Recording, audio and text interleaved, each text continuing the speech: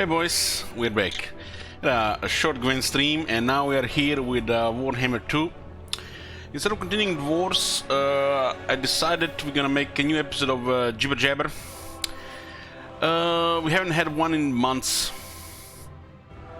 I usually have this when I'm inspired. I don't really want to force myself to do it every month, although there is plenty to talk about this game.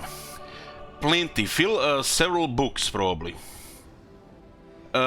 What is Jibber? Well, we're basically just talking here about things. I have not really prepared anything, so talking from personal experience, what's currently on my mind, and might even be repeating myself.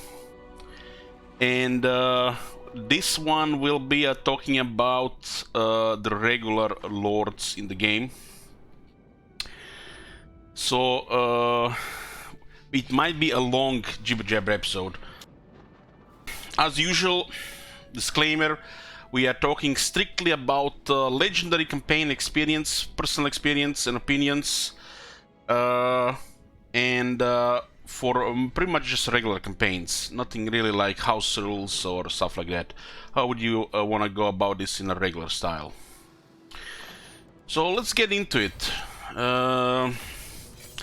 We'll start with the High Elves. Sure. We can open immediately with Tyrion. I fight for the greater good. So we're gonna be talking about the regular lords or just lords. They are basically generals in the Total Warhammer series, which lead your armies. Pretty much the most important unit or thing in the army. Jabber, hell yeah. Thank you, Ross. But you got it. We'll mention a few things. We're gonna be saying who's the best one on the rank 1, who's the best one later, gear, the overall the best. You know, we'll just give some, you know, rankings, all the stuff. We're gonna going through their unique skills and how they fit the faction as well. Oh god, there's so many factions, it might go for a while. So brace yourself, guys. There's gonna be a lot of loading as well, because we have to go into the campaigns. Starting with the High Elves, we have the regular lord, you know, OP mage, oh my bad, archmage, prince, and princess. So the prince and the princess were the starting ones.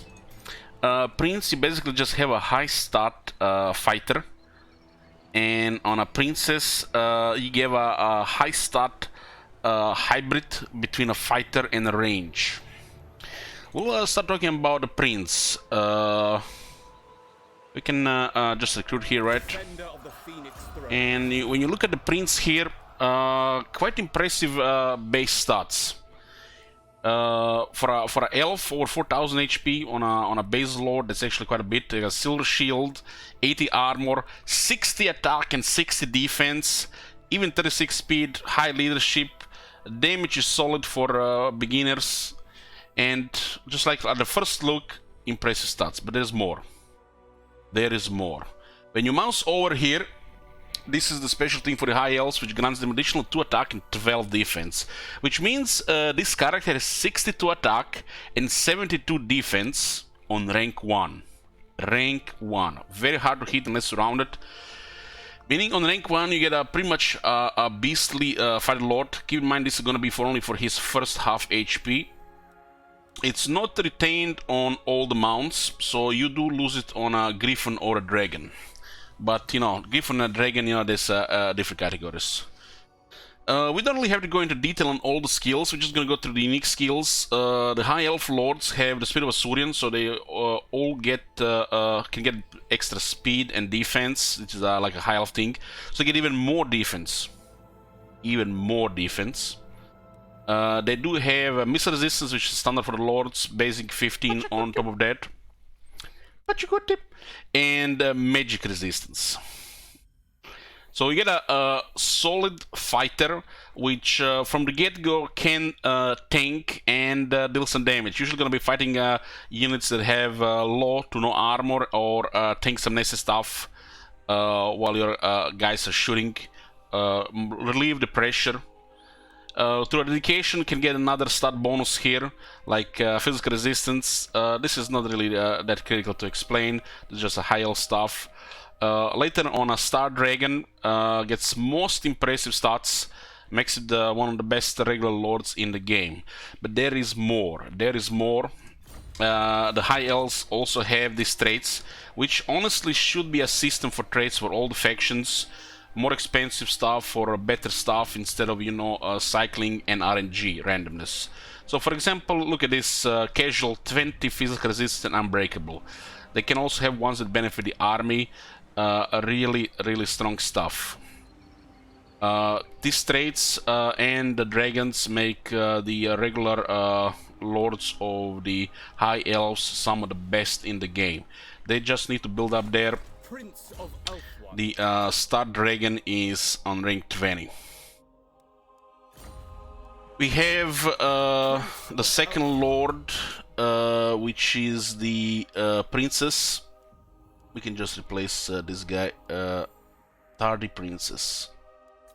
Can I offer assistance? So this is a little bit different now. You get a similar health, if not the same health. You get less armor, more attack, but less defense. Got pretty much a similar fighter, just a little bit less defense and armor, but they can shoot a missile attack. The missile attacks on characters, especially lords, are usually not good. Why? Because this lord's gonna try to build up resistance as defense, and they're gonna go for the nasty stuff. They're gonna tank stuff that might harm your army, so you get rid of it early.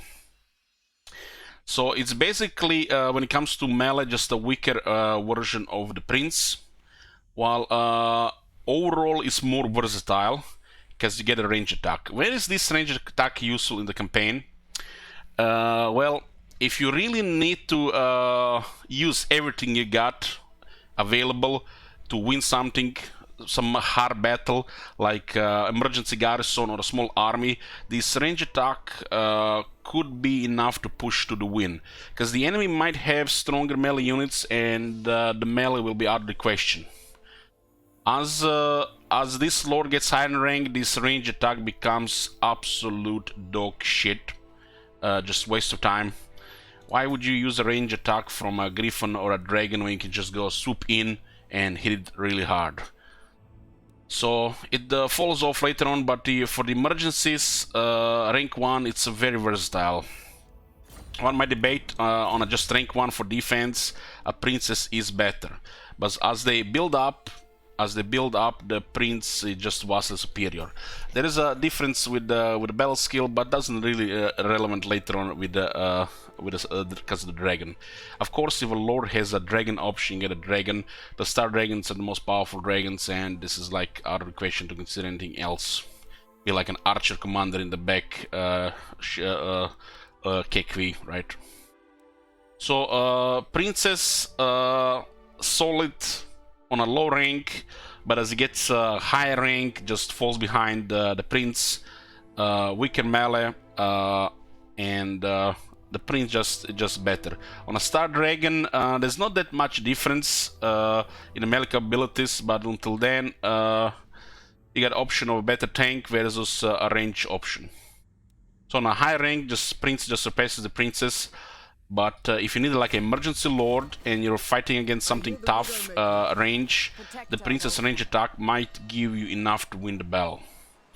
Regarding traits, High Elves have some of the most powerful ones. We don't even got into detail this. There is a lot of options, but we're talking about the lord's strength here. When it comes to army, it's enough just put a couple battle skills and this is gonna be just fine.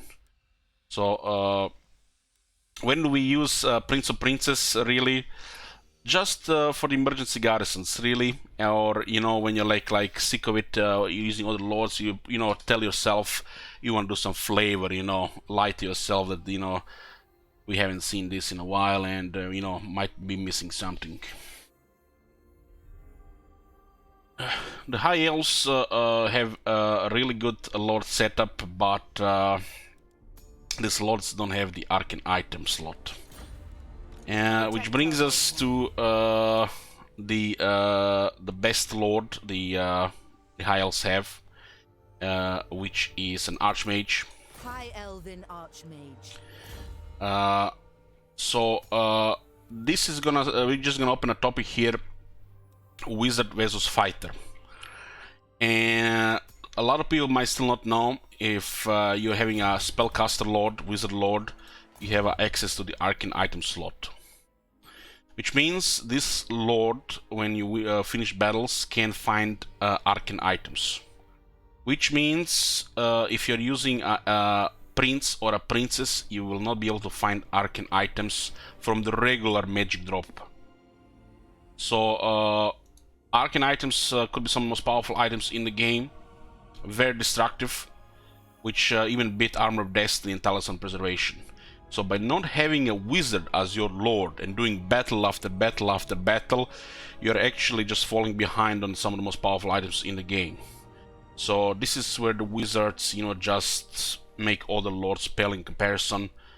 Arcane item slot and the chance to find the arcane items. Of course, you can find an arcane item looking into the ruins. You can find an arcane item looking into the treasure, and you can find arcane item if you defeat enemies and you steal it from the enemy. But Tyrion will never find an arcane item from the regular magic item drop, which puts him behind an archmage already. So why do we use fighters over the wizards? Well, when you have exceptional fighters like Tyrion, not only it's fun, but it's very powerful. It's just fun just sending Tyrion, deleting the enemy lord, or just tanking gully amounts of stuff. And the fact, you know, how he's dominating is just fun. The fighter lords are always gonna be behind wizards because of just arcane item slot alone. So you have a fighter lord which can tank, go after threats first, and it can just duel and delete enemy lords, which the wizards really can't unless it's, you know, a unique situation. Regarding the Archmage, the Archmage is very weak in melee. It will not be able to tank, it will not be able to take damage, we will not be able to fight, so you will not send an Archmage if you're desperate. So this is a downside of the Archmage early. So early levels Archmage is actually weaker than overall Prince or Princess would be. So if you have a Prince or a Princess with a Mage, it will be definitely better than an Archmage. But as an Archmage increases in skill, as an Archmage increases in skill, in rank, will unlock powerful magic, even the dragon, so will be out of the harm's way, all other various stuff. But the fact there is an arcane item slot and the Archmage unlocks powerful magic, and the mages can be used in the armies as well, on the campaign map or in the army with even more power, just makes the Archmage a natural choice here. There is a certain flavor you can do with Prince and Princess, but it cannot even compare even closely to the power of the Archmage, because you can start a campaign with a regular lord, get immediately an Archmage of life, and with a minimal investment of a couple of points, you get a healing magic, which just gives you an advantage. So early on, Archmage is probably the weakest out of them three. But if you just have a mage, you can cast miasma on enemy units and pile up damage. For emergencies, it's still better to consider using a prince or even a princess, depending what battle, and you got a better ahead go. When it comes to getting geared up and the uses, the prince will be your best option for a fighter. Regarding the skills for the army, you don't really need much. When you have a character that can get the buffs, which can attack in a couple of attacks and just delete enemy character, it's just the way to go. On the Archmage, it will take a while to build up, but like I said, wizards just beat fighters. The melee is behind, and they just scantily compared with the power of wizards as they progress. You could also go just low rank, like rank 14, get a chariot, and already give it toughness. Regarding guys, the buffs you're discussing, the Sister of Auron don't need a single buff from the characters, and they all absolutely delete everything in the game. So it's just overkill illusion they had. On the list of the High Elves, this is like without a question. Just pick an Archmage. High Elven Take care not to get her into melee. Have a noble or any fighter healer nearby so she never gets into melee. Make sure she gets ranks, and it's just gonna be insanity levels. This is probably after Warlock Master the biggest power creep that's been added to the game. It's not even that special on rank 1, but as it improves, it just gets out of control the level of power this gets.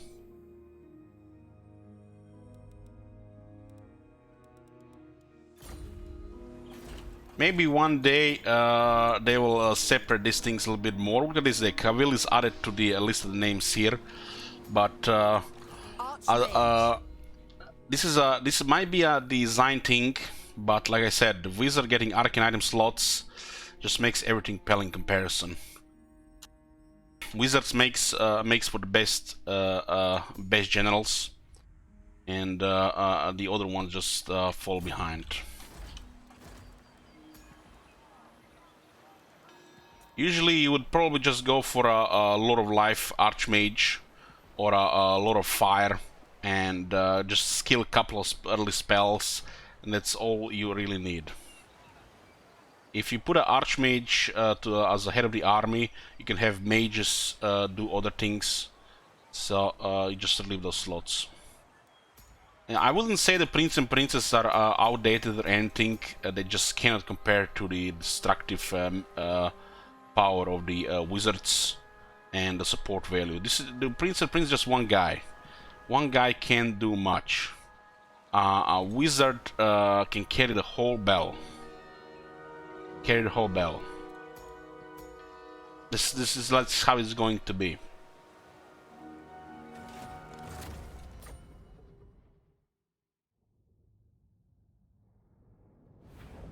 Just a thought, a Salt of Stone. A Salt of Stone, you can equip it on a wizard. A Salt of Stone can do more damage than a fighter will do the whole fight. The problem with a fighter is that the damage just builds up too slowly, and it can never really compare to a wizard. Of course, there are some unique situations, but those are just exceptional Legend Lord wizards or fighters, or also wizards. We don't have the last defenders here anymore. Okay. When it comes to the Lizardmen, Lizardmen are kinda in a similar boat like the High Elves. It's weird how this is with the Warhammer 2 factions compared to some of the Warhammer 1 factions. The Warhammer 1 factions haven't had really this Lord power creep like the Warhammer 2 factions had.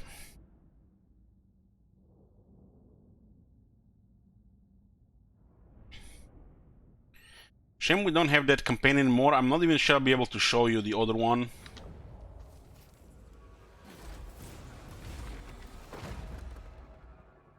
And this is 20 units, okay. So, the Lizardmen have Crosshair Ancient, Recursus King, and Saurus Allblood. So, the original one was the Saurus Allblood. And you could get a Slan, which is a special lore which is required a Rite of Awakening, which we cannot really show right now. But you have your standard fighter, you have your flavor fighter, which is a little bit cheaper, and you got your another fighter. So this is like the Lizardmen regular ones are all about fighting. So for example, the Saurus Old Blood, you can't even really compare it to the Prince on some of the stats, but it does do more damage. 42 attack, 52 defense, has access to different traits as well. The special thing about Sauros Old Blood is the blessing. So you can pick one of the blessings, which is a lizardman thing, and you get the Honored Elder. This is a lord which usually now gonna get ignored since the game changed way too much. We can always talk about the flavor side of things, but when you can get a wizard that can heal the whole army, everything just stops existing. So you might want to say this might be a problem with the game, or they maybe didn't put much thought into it. It's hard to say. You're not gonna have that many lords. Look at this. It is a 10-turn cooldown duration for a Slann Mage Priest. So we can't really show a Slann Mage Priest, but basically you get a healing lord for the Lizardman. Once again, Wizard find Arcane Items. Wizard starting starting Lord of the Army will not need to get another Wizard in the army, which is just incredible value. The fact you can just heal the Lizardmen makes the fighters just what fighters. We can't really show it here, but the slants as they unlock, which can get unlocked quite early, gets really powerful traits, which makes them get a lot of power from the start. Easily unlock healing, and then what's the point of the Other Lords? Well, even since they changed the public order thing with the low public order, this is kind of lost value. So you have just, like I said, Flavor Lord. Flavor Lord. So why would you use the Other Lords? Well, for the Lizardmen it's actually quite bad, because they even get access to the Star Chamber. So what does this mean? This means the Slants will just get such a high rank that Other Lords will never even be considered. You get maybe one of these Lords, Crosscut Ancients, on high base stats for defending. He does have a high base stats, so it's okay for emergency garrison. But the moment you unlock extra slants and they get ranks, we can just forget about other Lizardman Lords. What can be done about this? Well, the Lizardmen have two lores on the Skink Priests. One is Beasts and one is Heavens. Unless they are a Skink Priest which has a lore of life, the other lords on the Lizardmen simply do not exist. I don't think we have to say much more here. Everything is flavor here. All three are fighters, but Lord of Life is so dominant on a main lord that the other three just why are they in the game? Why in the game? All the flavor just stops existing. All the stats, everything just becomes irrelevant. You can get all this on their heroes as well. The stats cannot beat healing. When you give one type lord healing and nobody else can get it, this is it. Nothing else exists. I don't think we have to talk about the rest of the lords whatsoever. You will unlock slants on high rank. You put slants in the garrisons. With emergency slant, will actually able to win consistently. You just add maybe a Regiment Renown or a Blessed Spawn, and it's just slants. Lord of Life are probably the most overpowered thing that's been added to the Lizardmen, and makes the rest of their lords irrelevant.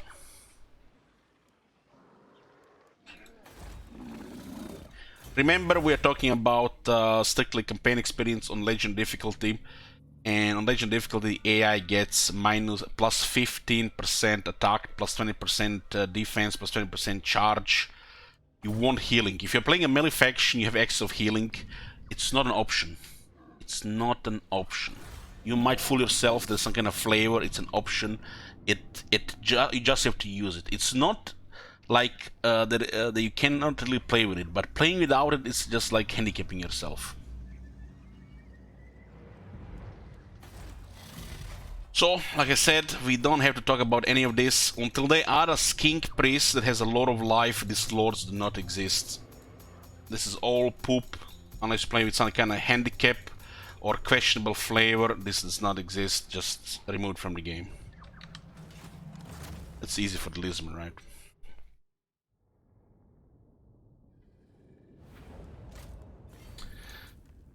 Next we have Dark Elves. Oh boy. The Dark Elves, Dark Elves lords have filled off to me since the game got released. Not because there is some weak stuff, it's just questionable RNG stuff. And some people can, you know, justify rolling 10 rank 10 lords just to get one good one, but I don't know, like from what kind of mentality they're coming from. This is not acceptable in a strategy game. Hail, dread scourge melody.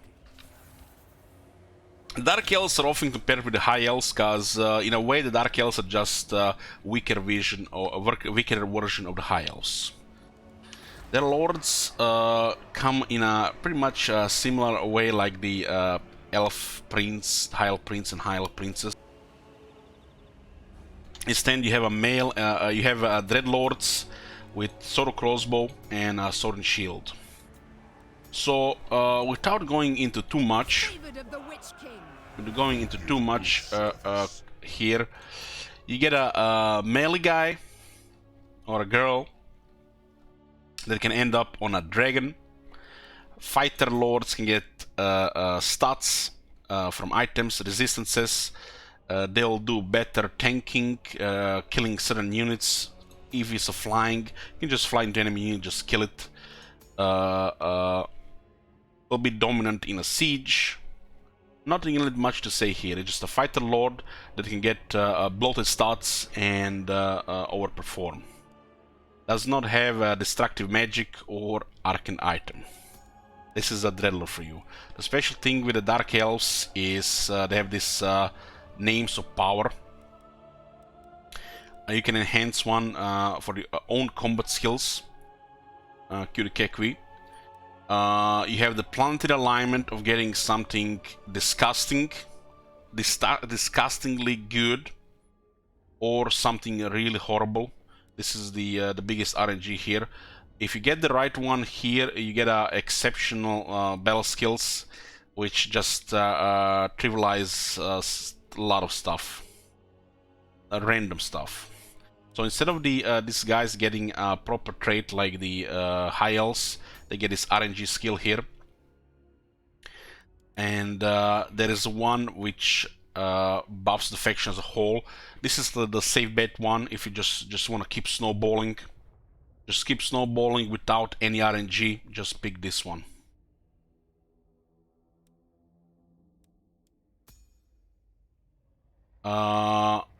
Regarding the traits, they can have a spiteful trait, which is gonna be the one to pick. I'm not sure we have one to show here. So all units in the army get weapon strength and melee attack. Another thing about the Dark Elves, they have a loyalty system. If you can maintain loyalty, there is no downside, there is just an upside. You're gonna get various events which can give experience to the Lord. It could cost money, could cost loyalty. You get items, you can get faction-wide buffs, you can get money. Literally, a couple of these lords with RNG events can even further help the snowballing. So if you get a couple of these lords with a historic name of the power, the snowball with this faction can get so bloated and abused that in like no other faction really in the game can achieve this in such a short time. The other one is we have the same thing as the other one, the High Elves, which we're gonna be comparing this a lot. So you get the same shit here, just get a projectile.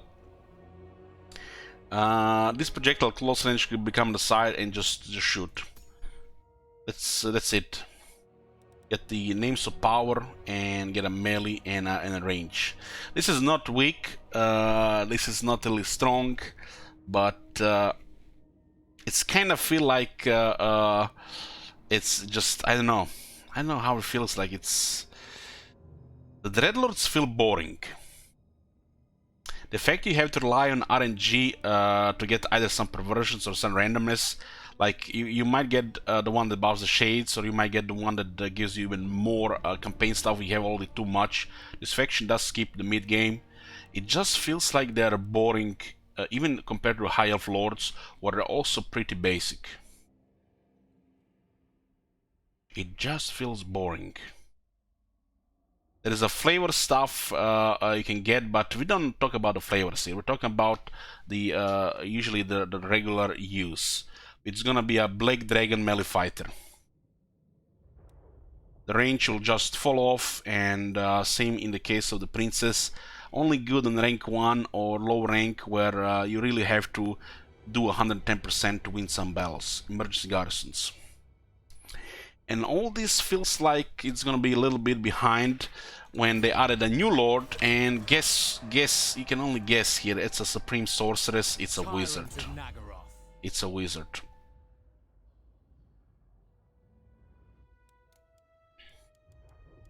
So, like I always said, guys, and if you guys don't understand how important this is, I'm not sure what game are you playing.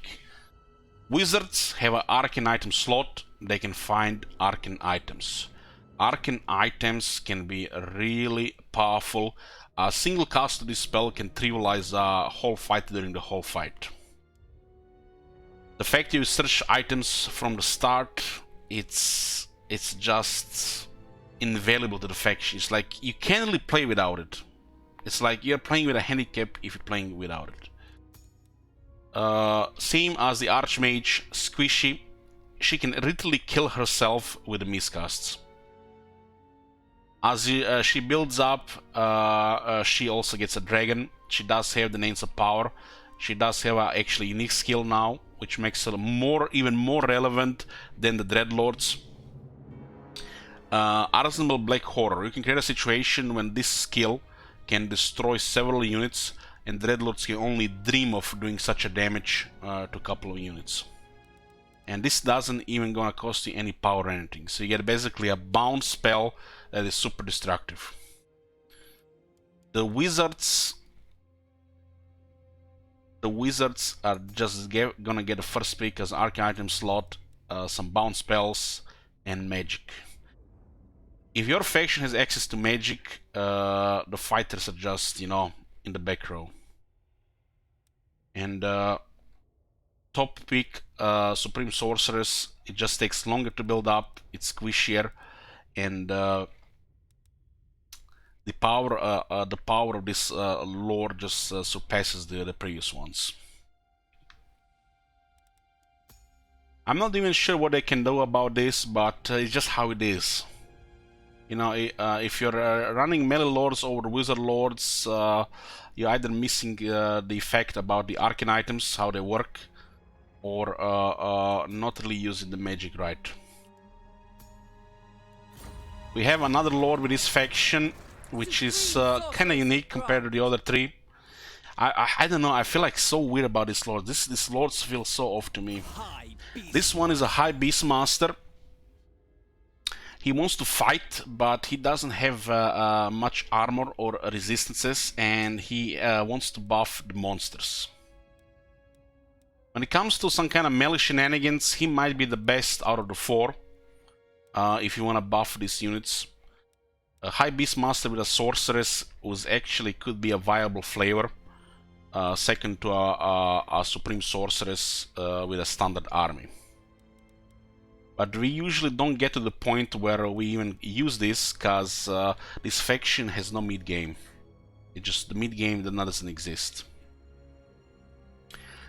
This lord actually has a potential for strong flavor, but if only mid game existed with this faction.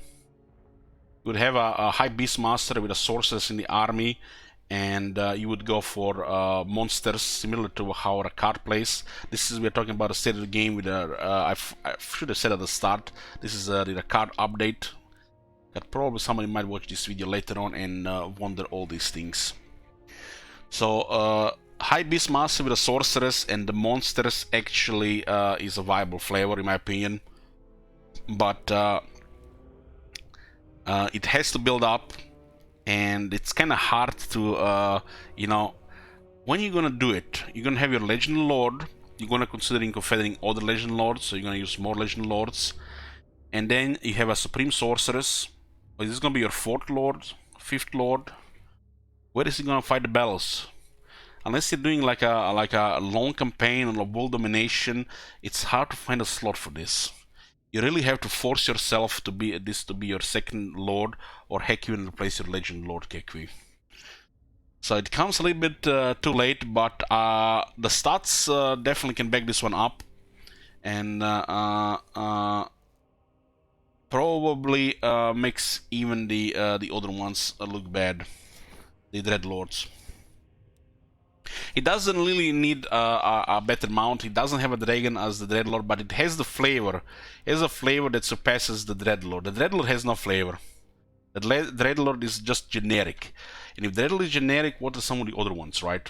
Hold on, guys. Phone is ringing.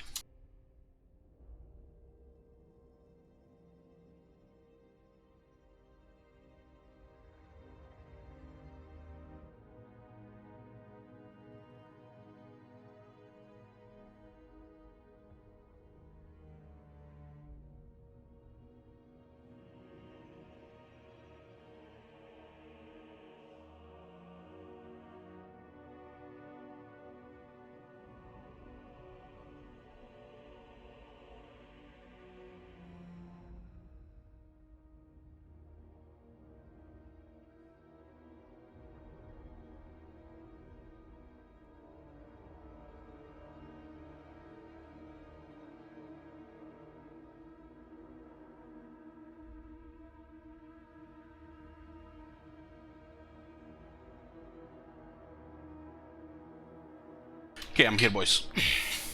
Got me a drink as well. So, before we go further here, I just want to say, how do you even consider to balance the Wizard Lords? If they don't consider to balance them, so what's the point of the other Lords? Wizard Lords are by their definition just imbalanced. They get an extra item slot, they find these items over the regular Lords, and they have magic from the start. And there was this thing back in the Warhammer 1. Mr. Streamer, why are you using 2 wizards in the army? Mr. Streamer, is this meme? Why are you using 6 wizards in the army? So, not only multiple lores, you can use the same lores and you can just cast more spells. Have you ever tried having 2 lores of life in the army? Try it. So the wizards get power. Base is 60. Each wizard through Arcane Conduit will be able to add more power. Each magical desires will add more power. Certain traits followers will add more power. Arcane items can add more power. You can have 2 or 3 wizards literally doing everything in the army, while the rest of the army is just their cheerleading. So, I feel like, you know, we need to talk about how they balance Fighter Lords with the Wizard Lords. Why do the Fighter Lords exist when the Wizard Lords exist? This is a problem when they started adding Wizard Lords to all the factions. Like, it wasn't a problem, I feel like, in the Warhammer 1, but it started being a problem when they added Wizard Lords to the other factions. The Fighter Lords just can't compete. I feel like they have to make a rule where when you have a Wizard Lord, you don't get the battle loot. And since you're getting an Arcane item and you have a Wizard Lord, something like that. There has to be something I gotta give, because if you're not playing a Wizard Lord, you're playing with a handicap. It's just simple as that. More power, Arcane item slot, finding Arcane items. No non-Wizard Lord can compare with this. And keep in mind, guys, we're not talking about legendary lords here, we're talking about lords.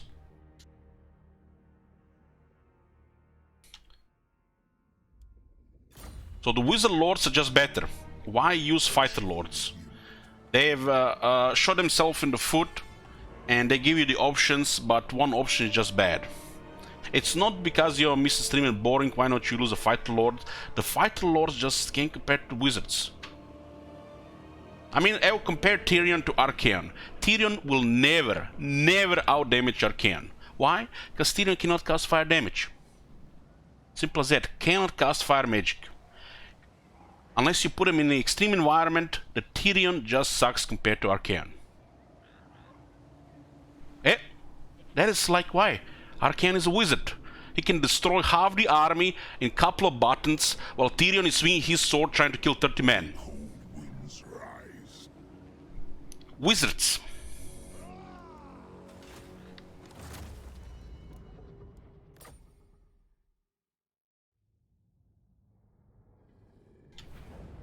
But Mr. Streamer, then Tyrion can put a wizard in the army and do the same. But let's you add another character into the mix. Oh, here we come to the Skaven. No one can. With the Skaven, the situation is a little bit different, but I feel like we're gonna be repeating ourselves a lot when it comes to Warhammer 2 factions. I feel like more stuff can be definitely discussed with Warhammer 1 factions.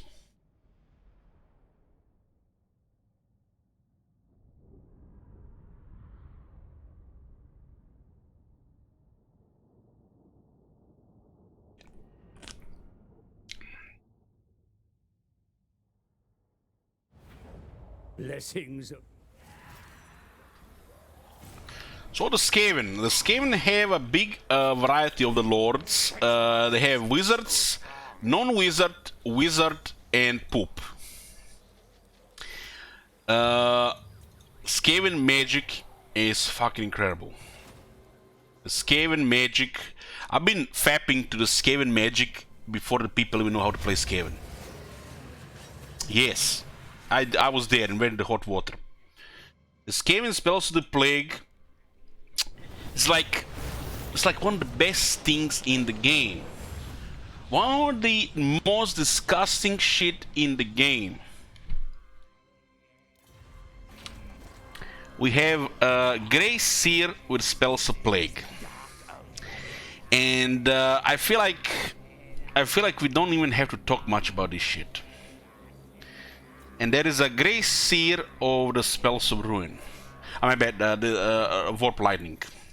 So you have two different lore wizards, which are again wizards, which are again can find arcane items, which are again wizard lord. This is already, you know, top tier shit. Heck, even a Grey Seer ruin could be considered under top tier shit, and the ruins lore cannot even compare with the plague lore. We are not here to talk about literally about the lores. So you get two really good wizard options. It's just invaluable to the Skaven playstyle, the plague, and it's clearly the top pick for the lord. I'm not even sure we should go deeper in the plague. We're not talking really about the lore of magic here. We're just talking about the lords. Again, we have a wizard lord that has crazy support magic with some options to even do damage. And we have the Skaven spells ruin, which is destructive, but not destructive enough to compare to the Grey Seer of Plague. So you got the plague here, which is top tier Grey Seer plague. It cannot even compare with your lords. I'm not even sure we can actually recruit here without showing. The Grey Seer of plague also gets a mount, which makes him armored, tougher. He can actually go anti-infantry as well. It's just inavailable to the army. Master Assassin, this is actually a lord that gets some disgusting stats. and it's on those ranged lord, which, you know, at first, you know, the damage seems questionable, his melee stats, toughness seems all questionable, but when you put everything together, it just works. It's not a wizard, but this guy can be extremely annoying, very good for AI as well. I have had a flavor army with Master Assassin, and it's just a solid flavor lord. When it comes to Skaven, they will have super easy access to the Plague Priests, which makes their Wizard Lords a little bit less relevant as to the factions of the Elves, in my opinion. But still, having a Wizard Lord, you will find Arcane Items. And the Arcane Items are invaluable. They're stronger than Armor of Destiny, they're stronger than Talisman of Preservation, any of those guys you're fapping off. And you just really can't compare. You can totally use this guy. It has incredible stats for harassment. When it comes to rank 1, really solid in the beginning, emergency. The Skavens also have loyalty like the Dark Elves, so they get extra events, which makes them even better. I feel like the fact that you can turn on Clan Wars campaign, and you can go into Recruit Lord screen, and there is no limit how many Grey Seers or Warlock Masters you can recruit. This is a big design flaw in the game. You know, people are all about, you know, freedom. You would let me recruit what I want, but when all the clans recruit everything, are they really that unique? Are you really gonna use a weaker play style or a shit lord just because you're playing Clan Wars or Clan Scryer? This is you know, a problem with the game, and I feel like should not really go into depth with this, because some people get really, you know, it's like I'm touching them in the wrong spot, and I'm not really bothered to discuss these things. So it is what it is. It is what it is. There is really never a reason to recruit a new lord with Clan Scryer and not get a Grey Seer, even when you have -2 loyalty for the Grey Seers. Wizards, Plague, Domination. There is a flavor Master Assassin Lord. We don't really have to go through the skills. His skills are the last really thing to mind. His base stats are good enough even without any personal skills.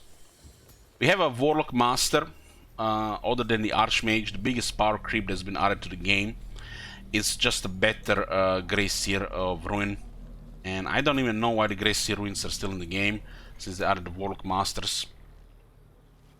Unlike the Dark Elves, the Skaven Lord variety is incredible, except some are just better than the others. Warlock Master, for example, is a wizard, spellcaster, arcane item slot, can cast, you know, Warp Lightning, you know, that AI spell. And look at this. It's a wizard spellcaster, rank 1. Here we go, hold on. 3900 health, 90 armor, the leadership is average, 42 speed, he's fast, 40 attack with magic attacks, 52 defense on rank 1, wizard, spellcaster, 52 defense and 40 attack. And then you have armor piercing damage with 25 versus infantry, which means his attack is about 65 against infantry.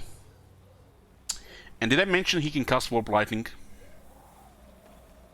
He even gets a Doom Will mount, which pales in comparison for the Grey Seer, really.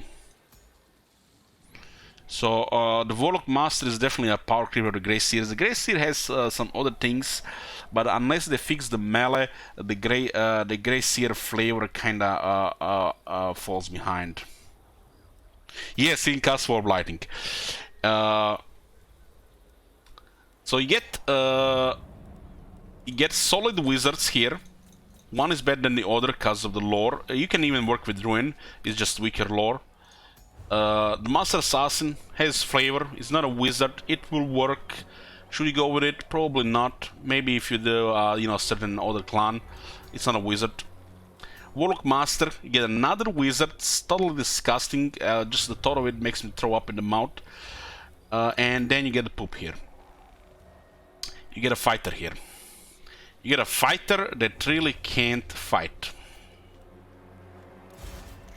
All tales are mine. He's not exceptional at fighting, but he does get a Bone Breaker and Brute Horror. Brute Horror is a little bit saving grace, but why would you recruit a Warlord?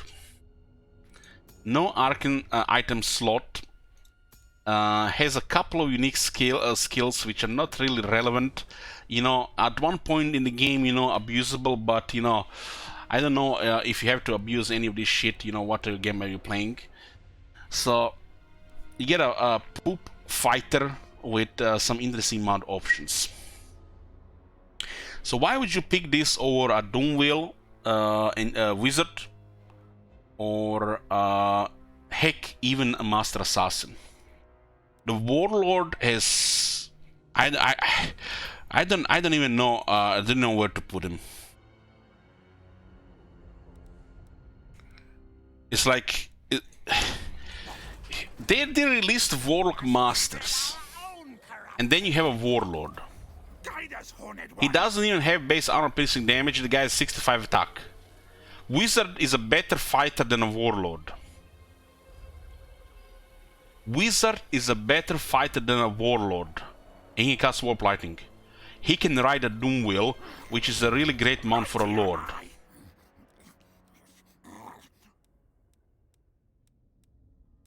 This Brute Horror or the Bone Breaker is just not good enough.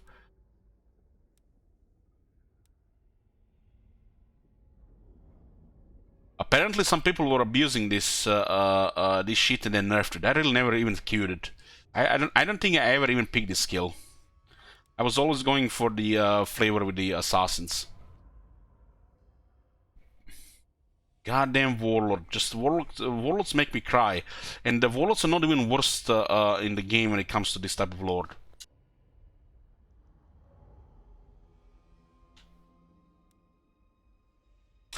%25% extra ambush success chance though. You don't need anything above Ancient Cunning and Ambusher. Technology is there as well. That is cunning on the heroes. This is laughable. The only time Warlords seen any light when those cheesers were abusing the Ravenous expansion. And it got nerfed. I don't think I ever skilled in my life.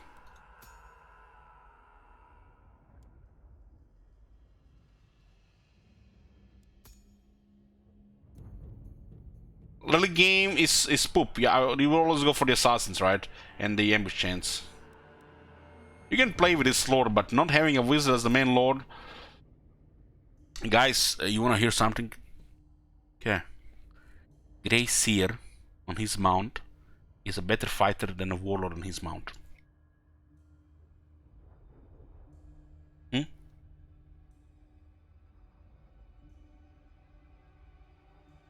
These guys will just have better dueling options here.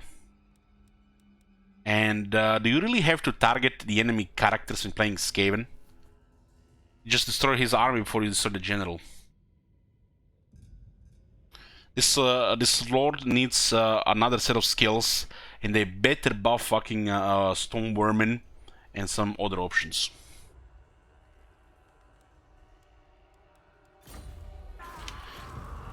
You can't really go wrong with a Warlock Master for the Emergency Lord or a Master Assassin. Both are great. Warlock Master is just overpowered. And as you build up through the campaign, the Greyseer Plague is the best. The Skaven spells of Plague. The Plague really has not a single bad spell. And some of those spells can be really, really spammed. Because you can have multiple Plague casters and the Skaven have so much power. It makes even the vampires look bad these days.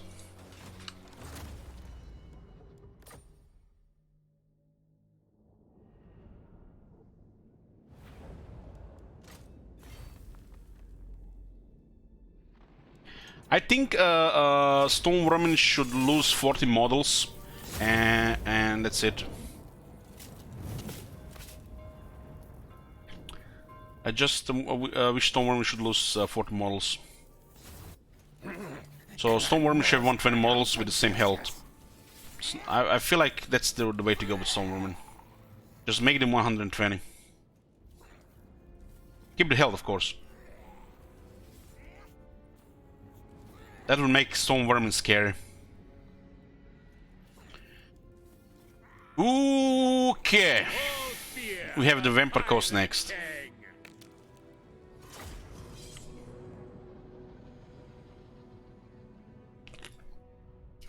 We don't even have to talk about this faction. They will be weaker to explosions, they'll be weaker to magic. They'll be they'll be stronger against explosions, and they'll live longer.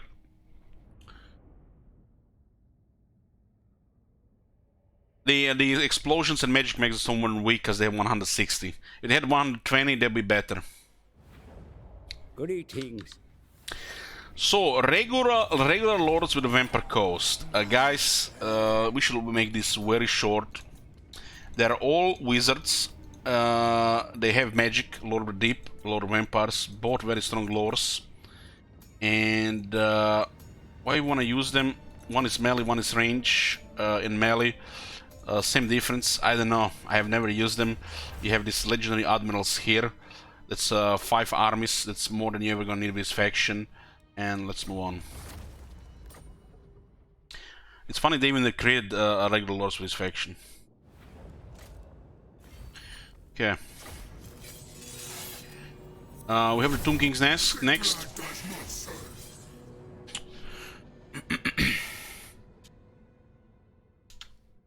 The legendary admirals have shipbuilding. Regular lords do not have and you don't use regular lords. 5 armies is more than you need.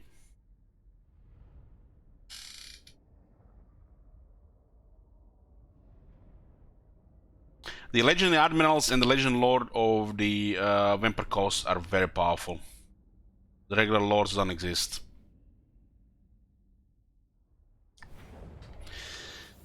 We come to the Tomb Kings, who also have one of the strongest regular lords in the game.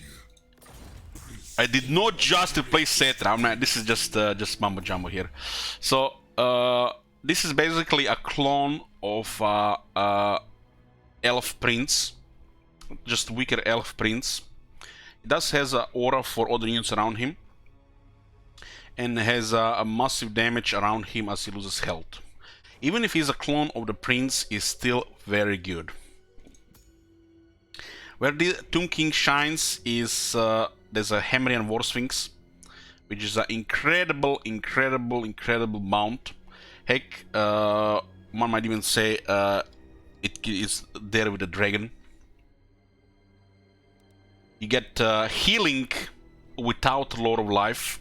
It's like potion of healing for him, units around. And best of all, you have Mortuary Cult, you have access to overpowered gear. Tomb Kings are just incredible. Just incredible. Not broken, not weak. You can't even call them, you know, average or anything. You just well made. This is just a well made. I feel like this should be like the golden standard for the fighter lord. Access to some kind of market where you can get powerful items, and itself, you know, a solid fighter with a later game powerful mount. This shit is just incredible.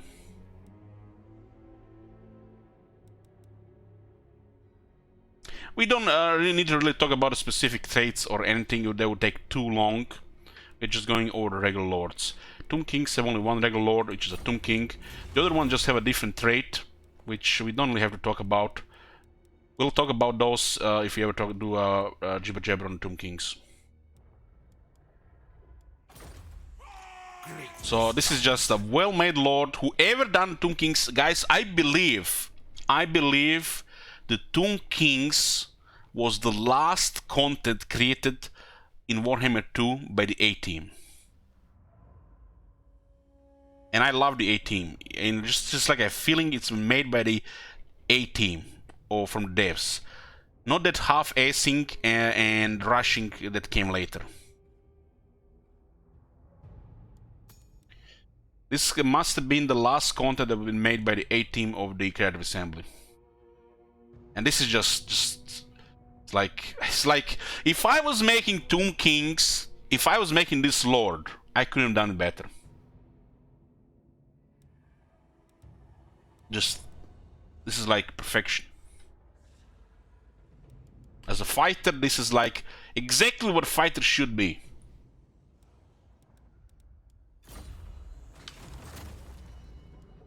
We are talking about lords here, regular lords, not legend lords.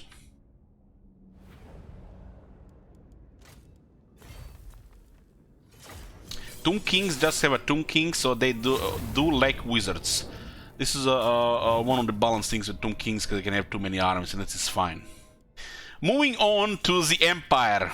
As I hold Gal Maraz, I am ready. Oh boy, the next campaign is Empire.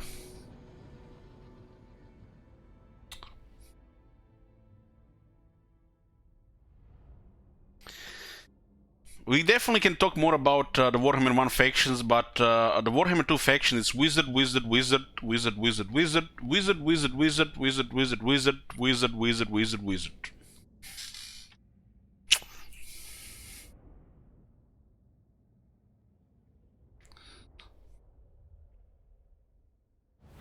The green. So, the Empire. They have Archlector, General of the Empire, and Huntsman General. They started the game with the General of the Empire, and you know, this being one of my favorite factions, I just can't help myself. We have to recruit one. And guys, look at this. This is what vanilla feels like. This is how it looks like. This is how it smells. You see? You see this? You see this? Which is a different picture here, guys. You see the difference? This picture and this picture, that is the same picture, right? Why do you queue and cake with there?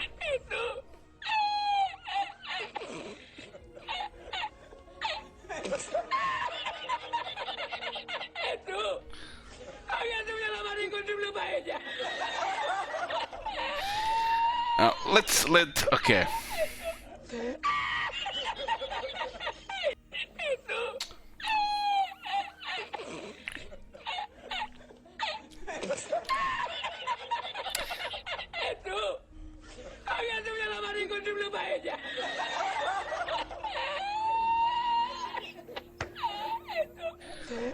Okay, enough. Go away. So you basically have just a pure vanilla lord here. You have a fighter which is in the tier of a warlord, but it has a very, very, very good mount. And that's it, the Lord. Imperial Griffin, the Lord. Where are the skills here? At least a set of 3. Maybe 2 here, 2 here. It's like it's missing, guys. It's like, you know, it's missing. I don't see anything here. This faction has been reworked, by the way. They reworked this faction. Nothing here and nothing here. So, without getting depressed here, this is Imperial Griffin, the Lord. Moving on. Yes. It's missing 2 sets of skills. The second lords that been under the game are the Archlector, which are basically warrior priest lords. They are not as good at fighting, dealing damage as the General of the Empire, but they are better at tanking.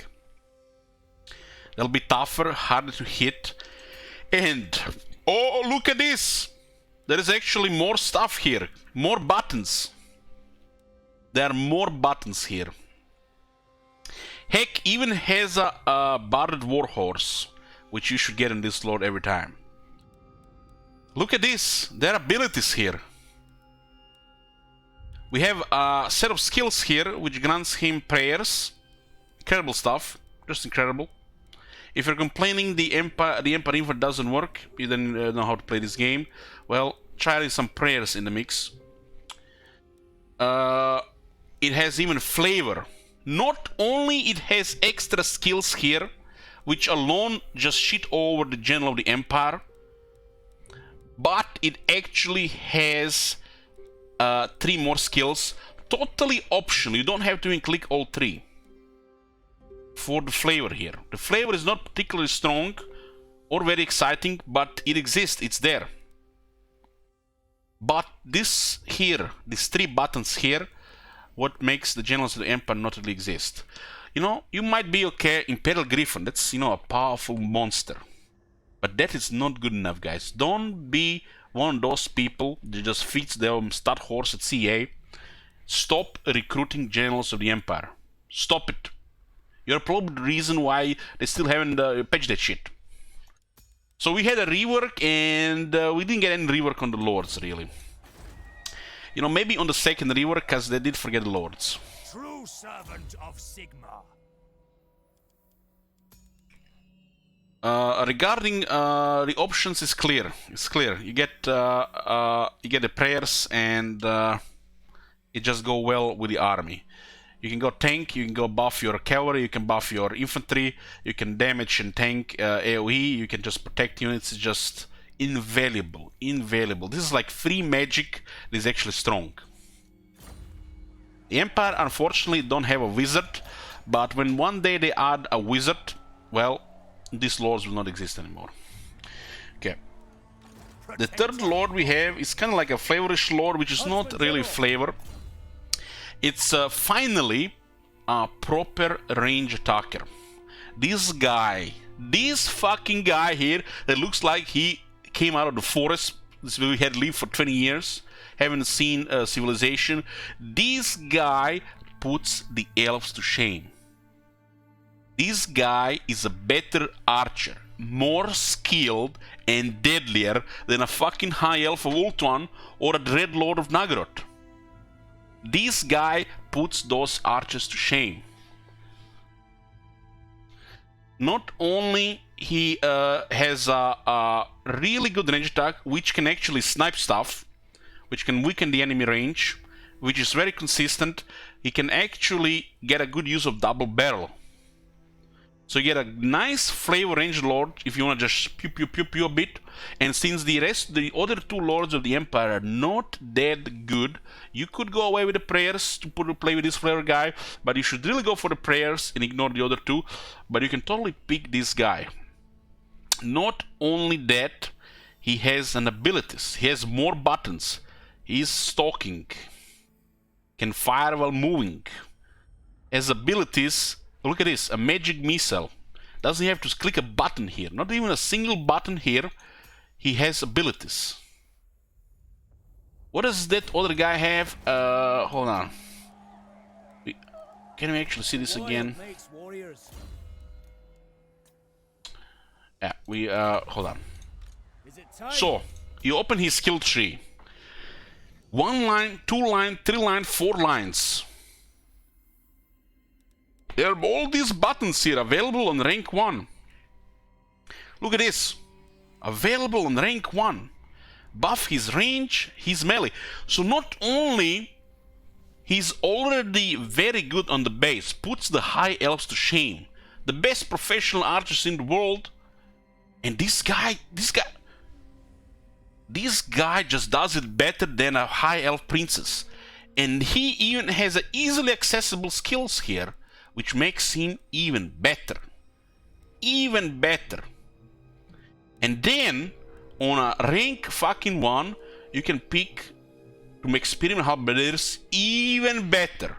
So a skill that should have gone to the General of the Empire, or the Emperor of Captain, to make the Spearman Halberdiers or the Great Swords actually fight better, which would make sense for the General of the Empire, or the Emperor Captain. No, this guy gets it. They didn't get shit. Because you remember the skill tree on General of the Empire and the Emperor Captain? Yeah, they have nothing. They forgot they existed. So this guy gets it. This guy has gotten it instead.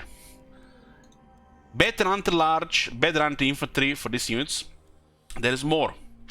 He can increase range on Huntsmen, the anti-large snipers, and the archers. If you decide to go early on, you just even get range on units that are available everywhere. Spammable, really. They're available for some reason on tier 1 city. What the fuck? And on tier 1 barracks. What the fuck? Look at this bug. This means you only going to need even fewer barracks to get these units on global recruitment in 1 turn.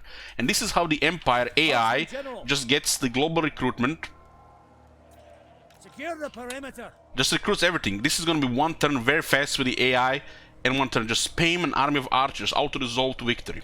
Fall in, men. He even buffs them, not just huntsmen. And there is more. Yes, you are right, boys. There is more. For 1 point, you get 5% campaign wound range, 5% line of sight, so you get another Taskmaster, and there is more. You get a casualty replenishment plus 5%.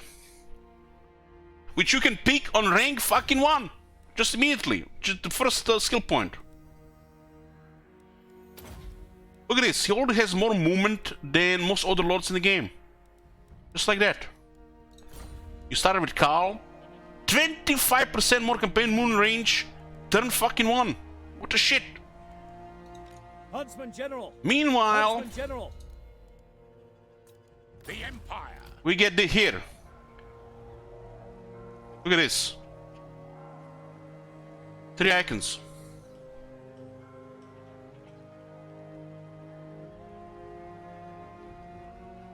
One day when they add the wizards, I'm gonna be missing the huntsman, and I'm not even playing the huntsman that much.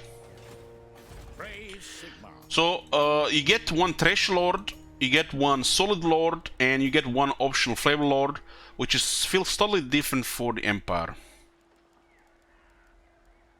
To the provinces. Show his range skill. Huntsman General. He lowers the cooldown of Arrow Actually, so his missile has less cooldown. You can get 12% reload time reduction, so it should shoot more often. 15% more damage, more speed ammunition. He gets an aura for reload skill and more missile damage. And he gets Quiver of Akshi. So initially the range characters were like feel like behind, and it like feels like Alitenar was like the first lord added to the game where he actually felt to have a felt good to have a powerful range lord, a legendary lord. And when they added Huntsman, the Hunts Marshal, the Marcus Wolfhard was stronger than Alitenar as an archer on the release. He even has comparable stuff to Alitenar even at this point in the strength of the range. While the Huntsman General makes the High Elf Lords and the Dark Elf Lords heck. Even probably the Wood Elf Lords look bad as art range. He doesn't have a mount, but he has 36 starting speed, and he can get additional 12% speed, so he can get over 40 speed.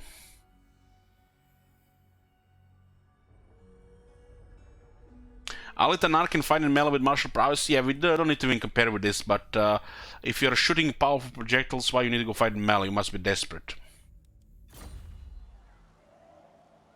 What's the point of range if you're gonna consider melee?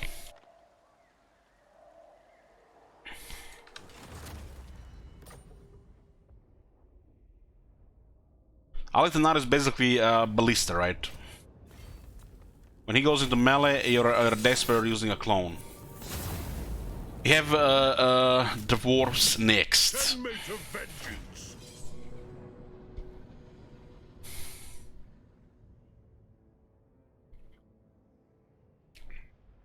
Dwarves also pretty basic. All their characters are pretty much made for melee fighting, and some are just better than others. We are talking strictly about regular lords, Salazar. We don't want to make this video 3 hours. Karaza Karakis.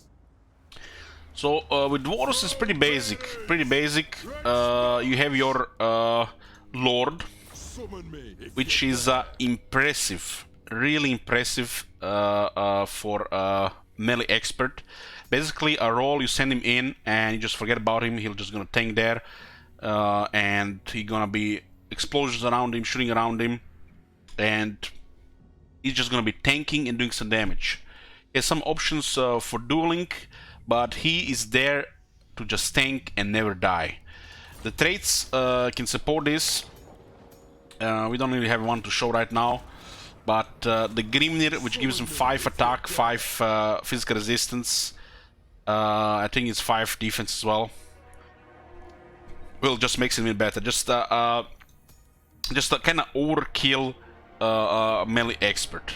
He will not die, and he will just fight all day. Lords like this are, you know, they're not that good when you think about it. Why? Because you don't want Lord to never die. You want Lord to not take much damage while doing massive damage itself. So he's basically just gonna be tanking and not taking damage. The fights, if the fights are very long and you are behind, you can get value of this. You rarely get value of this, just because you rarely get in such a situation. So you have a lord that it's just too good at being a melee expert that he's not really that special. He's just gonna be tanking all day.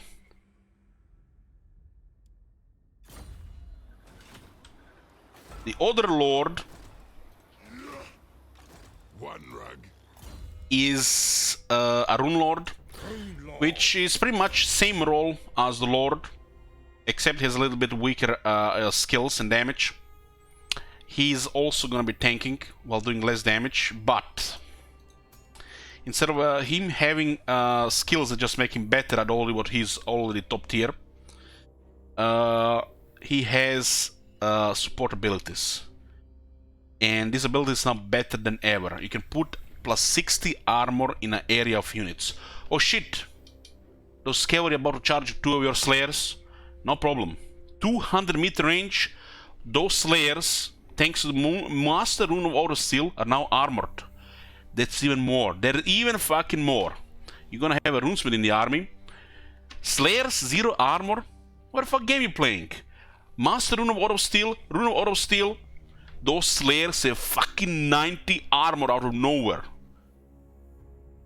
From 0 to 90.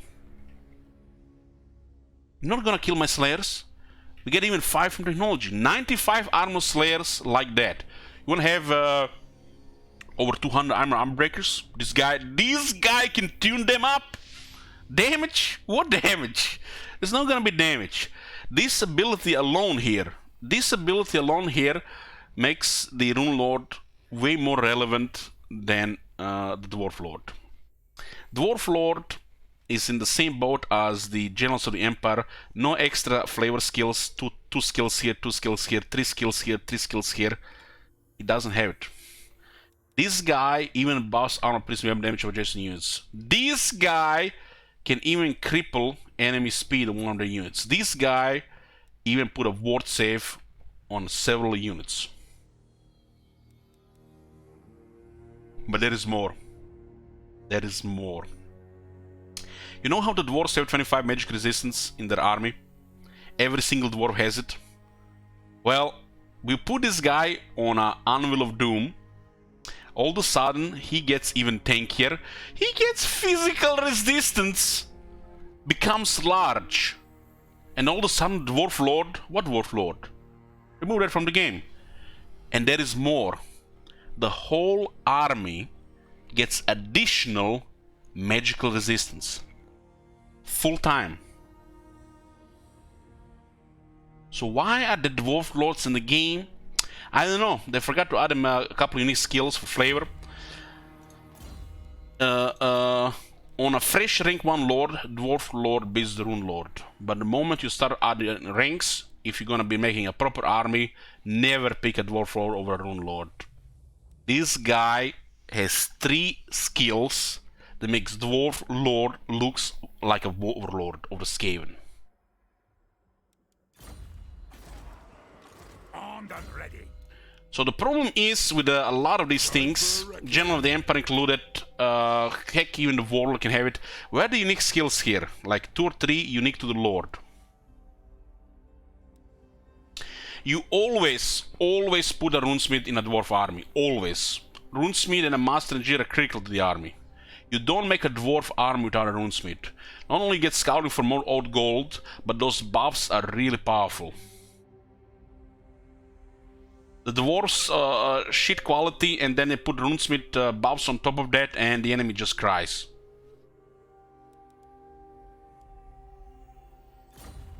So the Vanilla Lord suffering the same thing, missing some unique skills here. The Rune Lord is fucking incredible. It just makes units not die. And he makes the whole army better against magic, and he himself gets natural physical resistance. Which means Rune Lord with lower stats has just an imaginary extra item slot and is large already. Which make this guy with a higher stats only better on rank 1.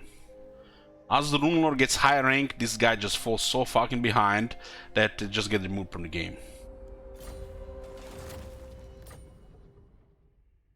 And Dwarf Lords are best at what they do. They just can't even be compared to the other guys. Giving up with these extra buttons for those extra abilities, it's invaluable. The Dwarf Lord just doesn't do enough.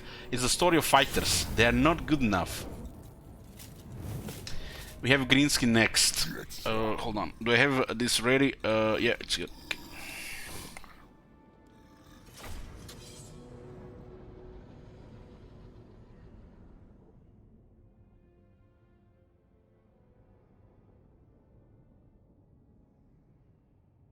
Another Warhammer 1 faction, boys. The original Warhammer 1 factions, the Empire, Greenskins, Vampire Dwarves, and Chaos. And they forgot to tune their lords for Warhammer 2. The Vampire Counts at least get the bloodlines, which are good enough for Warhammer 2. Yours, my brutal lord. So with the Greenskins, you have a couple of regular lords here. There is a Shaman. Okay, end of story, moving on. You get a Shaman, which is a wizard. At the start, it's the weakest out of the 3. But, story of Arcane Items, and now the Goblin Grand Shamans have an Arachnorak Spider with a catch with Spider Shrine. Is the magic, the lore they have, it's not great, but it adds the power to the Orc Shaman, and you get some spells you can use. We're not talking about his magic right now. It does have also a direct damage he unlocks. So you get kind of like a really sad little goblin here at the start, but as this goblin gets high rank, he makes all the other lords look like trash. Arcane Item, Spider. For this magic, spam Sneaky Stabbing and Itchy Nuisance, and it's already better than the other 2 guys do. There is a flavor here, and there is a powerful lord which just needs to get to a high rank. Not much to say about this. This is the best Greenskin lord. You just need to build him up. He used to be the worst. Funny how the tables have changed. The second one is a Night Goblin War Boss, which is, you know, supposed to be a flavor lord. He has okay stats for fighting. He has poison. He's doesn't like to get hit. This guy usually just goes together with another unit and he just pokes them to death while the other unit is, you know, taking the damage and he's trying to avoid it. Nothing really special here. It just has a cool mount, fighting skills. And supposedly had to have a flavor for the Night Goblins. But the Night Goblins, don't get me started on Night Goblins in this current game. It's unacceptable. Unacceptable, and I don't want to really go into it. It's just no, I'm not gonna into it. This is a Night Goblin flavor lord, and we're not gonna go into that. If you want to get a flavor army with squigs, this is the guy to go. Moving on. The third lord is supposed to be the main lord of the Greenskins, Orc War Boss. Orc War Boss.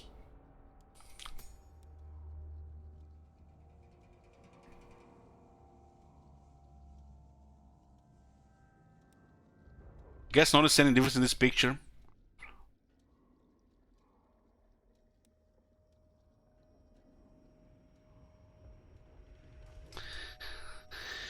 this has been the work. I cannot fucking believe they had the audacity to say they improved the Orc War Boss by adding this shit here. I have no... Okay, I've been bottling this myself for fucking way too long.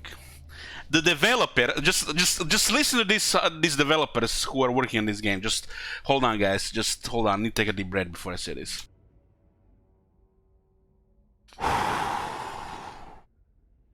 Hold on.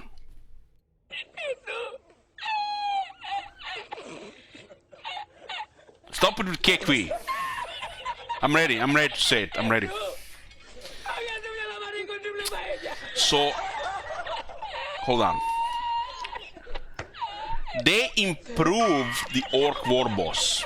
They improved him to make him better by removing defense here, which was actually better than they added the attack. So he has a AoE 24 attack instead of defense. But hold on. The Greenskins already have high attack. The Greenskins already have high charge.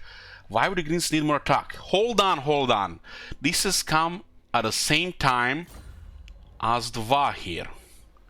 And look at this, it says plus 24 attack for the whole army. So they said they improved the War Boss by adding a skill at the end of the battle skills, which increase attack for him and himself. On a faction that has a high attack, gets so much fucking attack, they have capped hit chance, and they get even have a VA.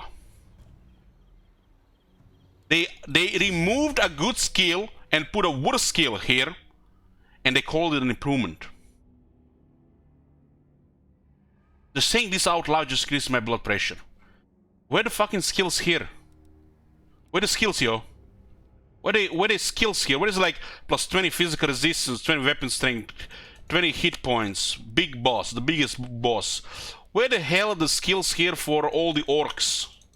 Where the fuck skills? What is the cap for attack hit? 90%. You have 35% base. So this guy has 58 plus 35%. So it has 93 melee attack without clicking this on. Orcs have already very high attack, very high charge, and they removed a defense skill, which was okay-ish with the Wyvern because he was so dog shit at avoiding damage. They made this guy worse, and they called it an improvement.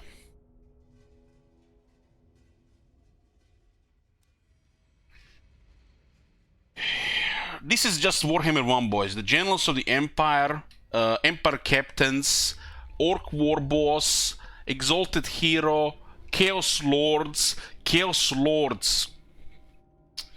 We're gonna have to go there. This was the generic melee defense before. They just made it attack.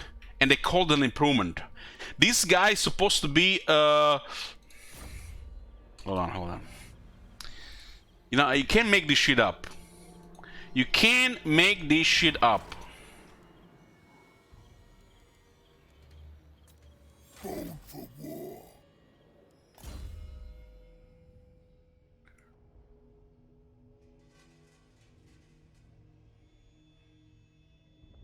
Where the hell is that thing? Hold on.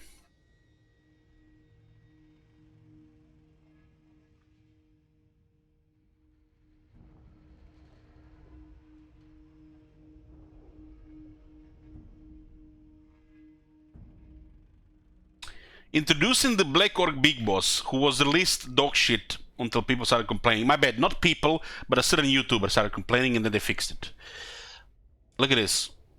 Added as a part of a free update to Total War Warhammer 2 for this year's Skullton event.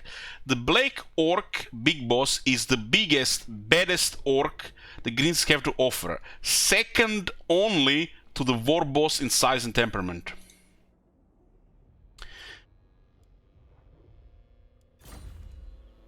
Start the war.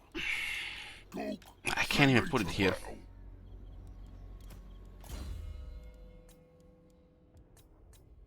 Okay, this is the war boss. This is the big boss. I really can't tell, even on the base, who has the worst stats, really. And the amount of skills this guy gets easier, like with 20 armor already here. It's like look at this, 55 defense. This guy has 46. This alone makes everything else pale in comparison. There's 40 more armor difference. Look at the health, 4200, 4400. This guy has more health. In what reality this guy has more health when this guy has 40 more armor? What reality? This guy has 46 defense, the war boss, the orc war boss. This guy has 55. Yes, the orc wars will do a little bit more damage, but he will die so much faster than this guy. This guy will actually outlive this guy and outdamage this guy unless they're both well built. So this guy is supposed to have more damage. And that's it. Just more damage. He's weaker than everything else. The charge really don't matter. It's just gonna end. Look at this, 55 versus 46. Their attack values are almost the same. 40 more armor. 40 more armor. You know what's gonna happen? You're gonna send this guy on the left into Dwarf Warriors. And you're gonna send this guy on the right into Dwarf Warriors. And this guy will beat those Dwarf Warriors up. Well, this guy's gonna lose. I guarantee you. That's what's gonna happen. Black Orc Big Boss is gonna beat up those Dwarf Warriors, while Orc War Boss is gonna lose on rank 1. On rank 1, he will get beaten up by a regiment of Dwarf Warriors. Well, this guy will win.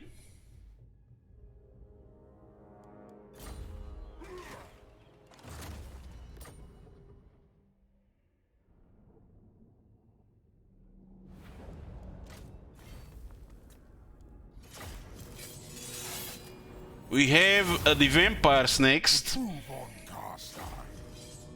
There's really not much to say about the vampire lords, guys. Ever since they introduced the bloodline lords, the vampire lords don't exist, except to recruit for knowledgeable and lore keeper.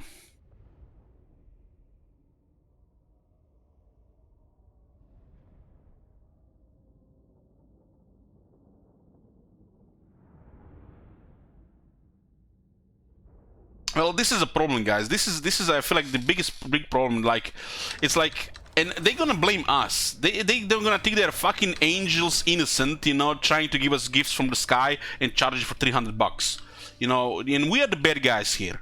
So what happens? They release a Black Orc Big Boss, and I get wasted, like mangled. How bad it was when I saw it. Then that guy.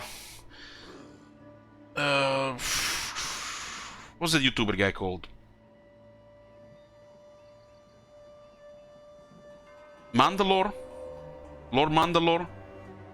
Mandalore. That guy releases a video. He shows the Black Orc Big Boss, and he's pretty much same reaction like me. It's like exact same shit. And you know, updates the Black Orc Big Boss. Yes, everybody's happy. We got a good hero, but we are still not happy. We're the bad guys here. We're never happy. Cause they now made Black Orc Big Boss better than the Orc War Boss. No, you can't do that. You can't do that. And they call us toxic when they do shit like this. We're never happy. And whose fault it is? God damn it. They're making us the bad guys, guys. We are the fucking villains in this story. We cry the Black Orc Big Boss is crap. They give us a proper Black Orc Big Boss, but they made the Black Orc Big Boss what Orc War Boss is supposed to be. It's like everything I wanted from the Orc War Boss, they put into the Black Orc Big Boss. I think I'm gonna go drinking after this shit. This is why I don't do jibber jabbers, guys. This is why I don't do jibber jabbers. This shit is fucking depressing. Increases my blood pressure at the same time. And now we can't complain. They, you know, we are the bad guys here. Just, we are not allowed to complain about the good stuff, because they make the other stuff even worse.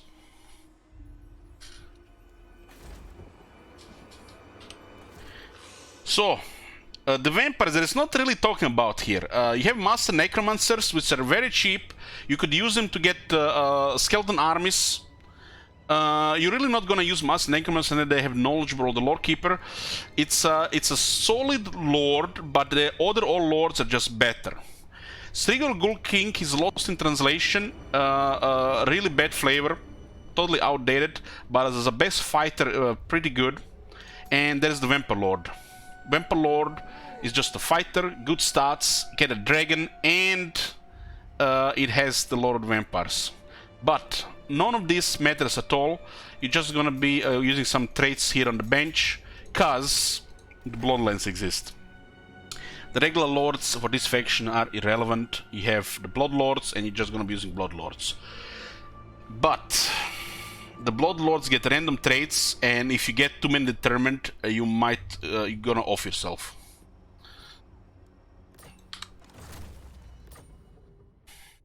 They need to add a trait that's generic to each bloodline lord and make it 3 tiers like the Slants. Work in progress. Wait for the next rework. Last time, somebody sent me a message. They started playing with vampires, you know, after I advised them not to. And they unlocked 3 bloodline lords. 3. And all 3 had determined. All 3 determined.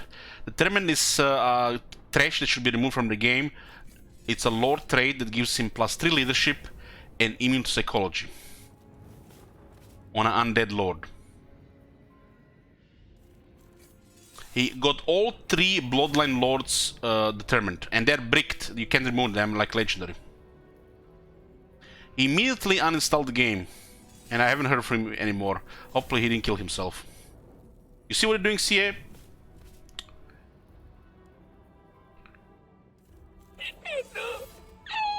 We are the bad guys here, guys. We are the bad guys. They are angels. Angels, innocent. Giving us great product, only $300. They're doing this, you know, from goodness of their heart, updating the game. Don't complain, guys. So we have Bretonnians, we have Norse next.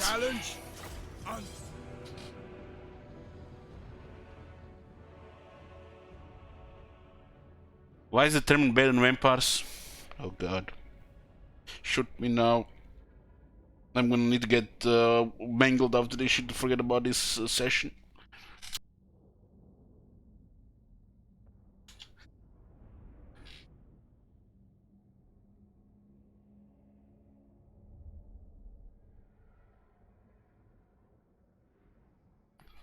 Glory to you. The Okay. harsh and desolate wastes of Everybody's favorite faction, the Norska. They have Marauder Chieftains, and they have Infernal Dominance. Nice.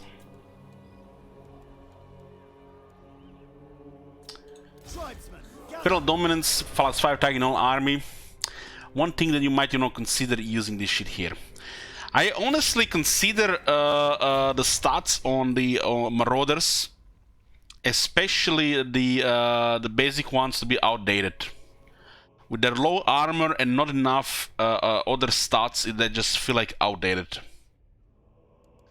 The great weapons as well. But, you know, I'm not allowed to complain about this because, you know, I don't play multiplayer. The Marauder Chieftain suffers the same problem. Is not even armored, has questionable damage, he takes massive damage, 40 defense, low armor. This is a really bad mix. But they do get rage, which gives them some other stuff, make them tougher. But this 11 physical resistance doesn't really do much. There is a lot of why do these lords traits exist? Because the CA does this blanket changes. They just copy paste You can even get events from the Empire while playing other factions. And we should don't feed those other factions. It's just copy pasta. A lot of these traits are just trash and copied between the factions, and then don't work on other factions. You literally can get a trait, on a Vampire Lord to give him terror. And this Lord could only have terror. And then you could put a weapon to give him terror. And then you can put him an enchant item to give him terror. You can give him a mount to give him terror. And then you can put a banner to give him terror. And then you can defeat the Call of France and get another terror. And then you have 6 times terror against the Empire. And none of them are gonna do shit because they have 120 leadership on all their units. Okay. So I would say this is just absolute dog shit horrible stats. Why the CA hates chaos? Why the CA hates chaos? Why would anybody go be a chaos worshippers and they get such dog shit fighting capabilities? I don't know why the fuck they hate chaos. Other than their base stats, they have some solid options. You can get a Marauder Chariot, which immediately makes them better. Or you get a War Mammoth, one of the best monsters in the game. But it requires rank 18. There's some other stuff you can get here. Honestly, I don't feel like this lore has been properly updated to Warhammer 2. But I'm not the right person to talk about this, guys. I'm not the right person to talk about this. I try to stay away from this because I get brain damage. We did play some Norse in the past, and you know, one day we're gonna do it. We're gonna finish a Norse campaign without complaining. Okay. Yeah, it's a good lord, but it doesn't really fit Warhammer 2.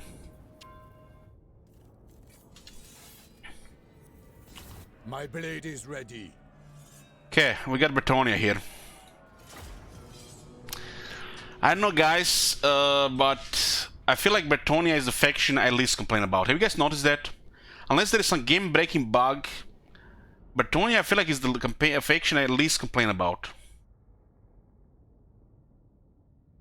Bretonnia might be the best thing they released for free.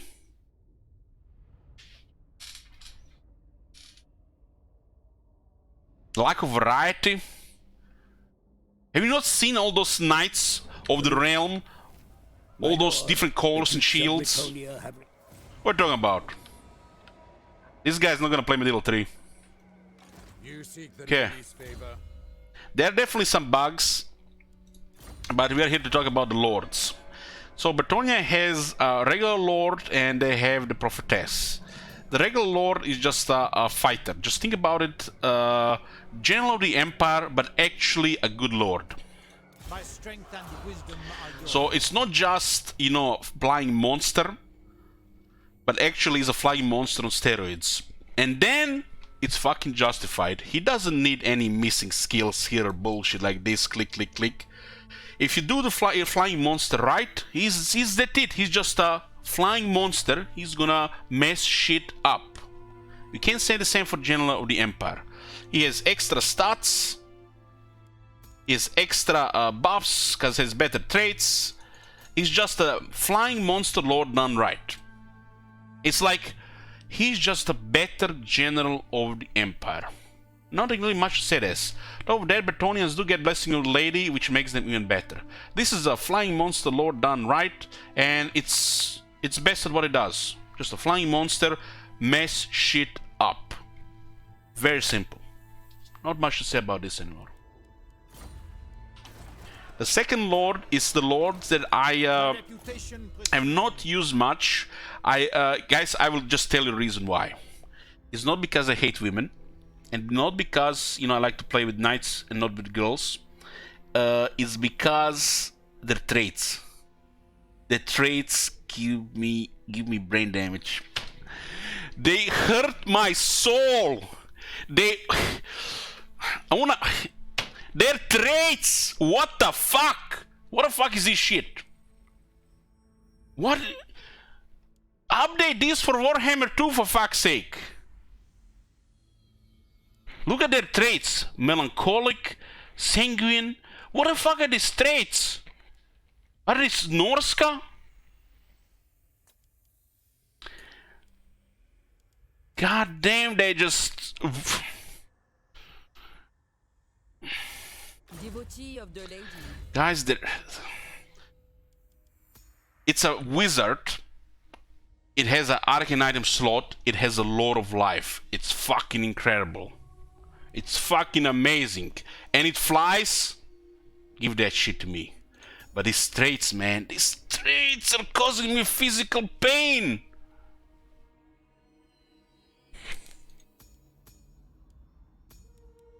I have to make peace that they're never gonna fix the traits on the prophetess. They're never gonna update them to Warhammer 2 standard and start using these lords, which are incredible. Flying, healing wizards, they can find arcane items. What's not allowed?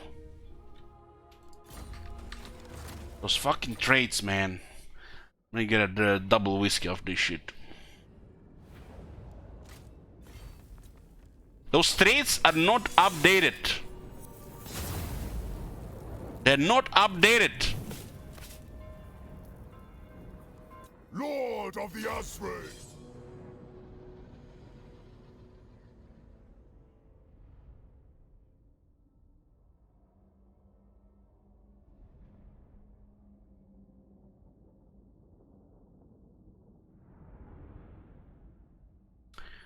We have the Wood Elves next, and it's gonna be a shocker here, guys. Are you ready?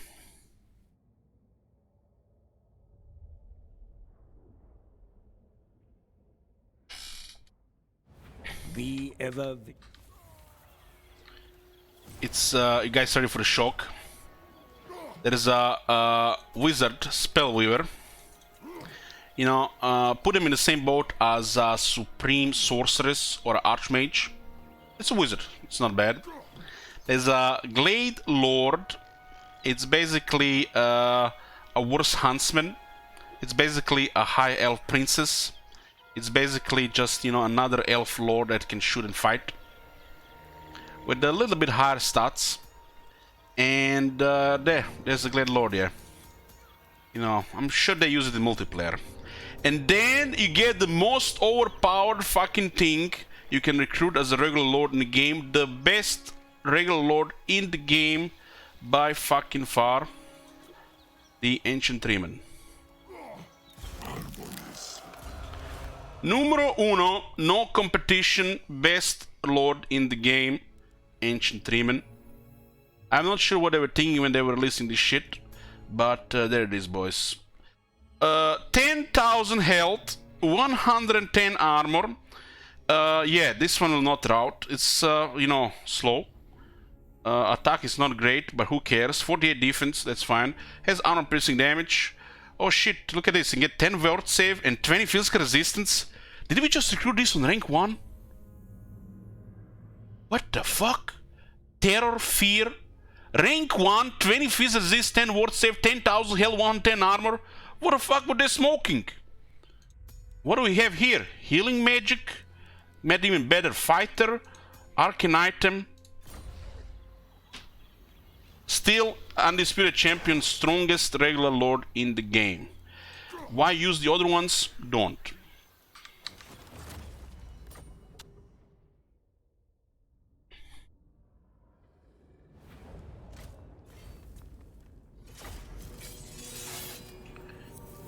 Oh boy. The best for last.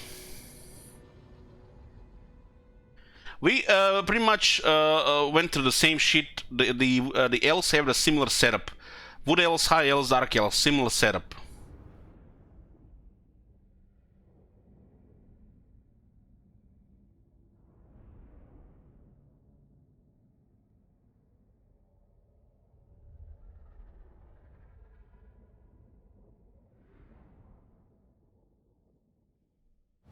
Duiguis.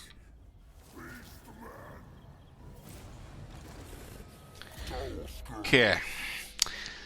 I don't even recognize these stats here, man. You know, I said, oh, look at these strategies, nice. I don't even recognize these stats anymore, guys. I stopped counting after the third time. The Beastmen, apparently a solid multiplayer faction, and these stats have been changing for the worst. For the worst, I think. I don't even fucking recognize this shit anymore. Nothing really horrible here, except maybe defense. But it's a Beastman with Primal Fury, 68 attack, it's actually 65, with 12% more speed, so it's fast.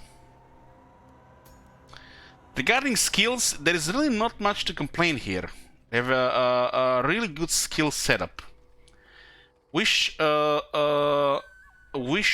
there were a couple of more options regarding the unit specialization, but when you have stuff like plus 20% weapon strength for the whole army, you can't complain. I worry, guys, that when they rework the Beastmen, this skill will be removed. They will not be 20% for the whole army. You can't really complain about this. Can't really complain about this. It's just a really solid infantry grinder, and you get a slug skin. The skill is so strong that you can't complain about this lord. The campaign spells are some of the best in the game. The battle skills are fine. It's just the stats are recognizable because of certain thing. This is just a solid lord. It's a chariot lord, so it's easy to specialize, and you get a slug skin.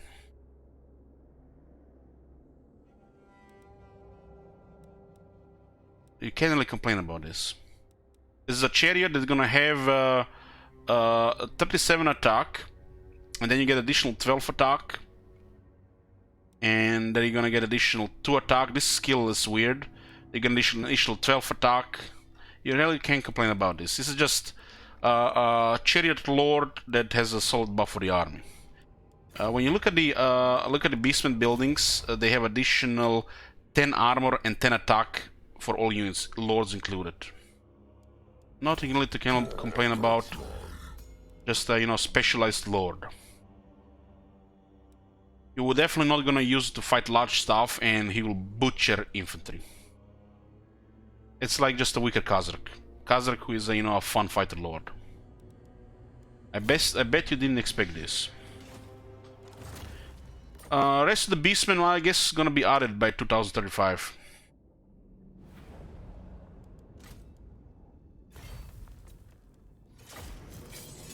And we have Chaos. Oh boy.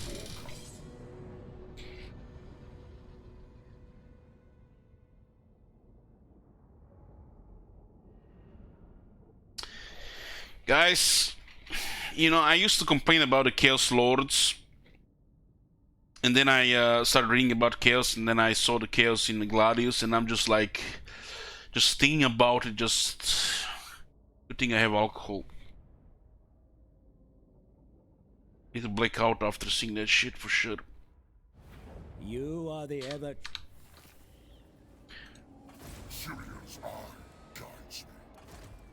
So the Chaos has Chaos Lords and the Chaos Sorcerer Lords.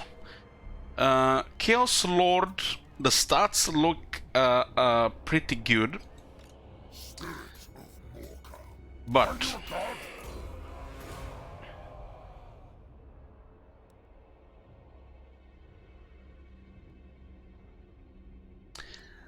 where is a way to show this? Why is this guy special? Why is this guy a Chaos Lord? Do the devs did any research to investigate why are these guys worshipping Chaos, and what does it take to become a Chaos Lord? The base stats are solid, and that's it. There's nothing else. This is vanilla as it gets. This is the first DLC. This is the worst DLC. You had to actually pre-purchase the game to get this. You get a Chaos Dragon, and you want to get a Shocker. It's basically just the worst Black Dragon. Look at this. Plus 7% weapon strength when attacking. This shit is so strong that it's gonna be 3% next patch. Look at this. Nothing special. Even the Beastmen are more, have more. Chaos Lord, guys. You know, if you guys don't know, do yourself a favor and stay away from the internet. Stay away from the internet and don't read what it takes to become a Chaos Lord. How powerful are these things? Just don't do it. Don't do it. Wait for the Warhammer 3 first.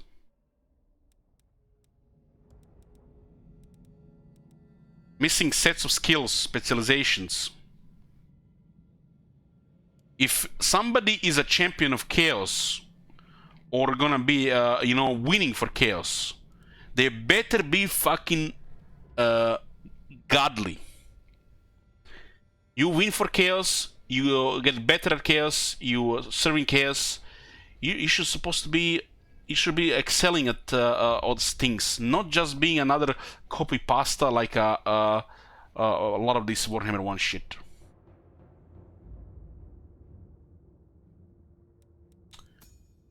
Oh yes, determined, nice. This guy will not get terrified and feared, because, you know, look at this, he's definitely susceptible to fear and terror. This guy comes from the fucking Chaos Wastes and he has determined, even psychology. Out of the fucking Chaos Wastes, look at these mutations on the head. I'm having mutations on my head just looking at this. The other lords is a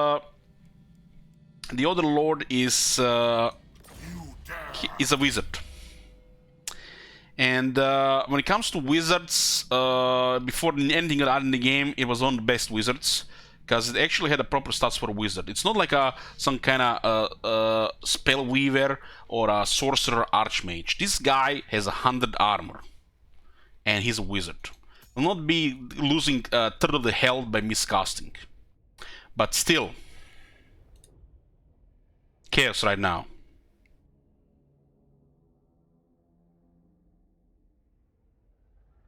Nothing that makes him special.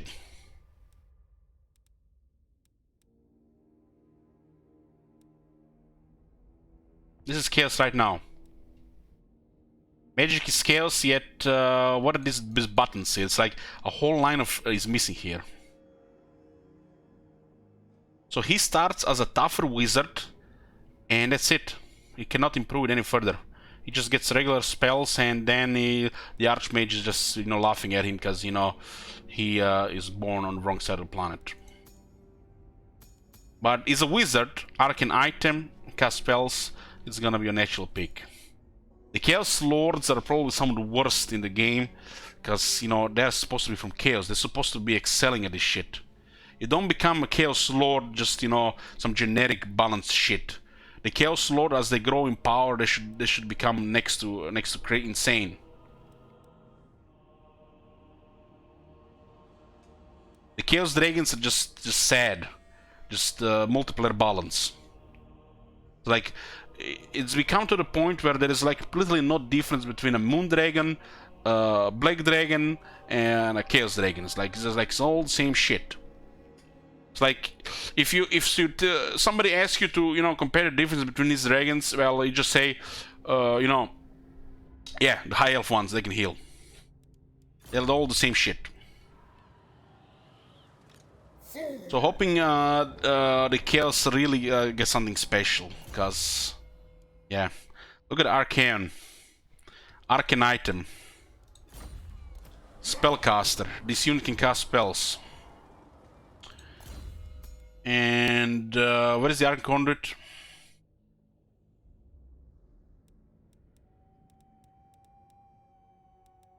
Well, you know, some lords get, you know, too many skills.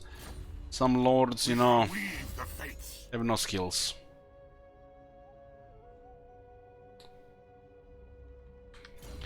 Well, hope you guys like this. We're gonna do more Jibber Jabbers in the future. This one was about the regular lords, and nothing really much here. Is like to say, the wizards take priority, and some lords are just not updated, and some lords are just insane. It's attrition on the marauders, because the next horde is here.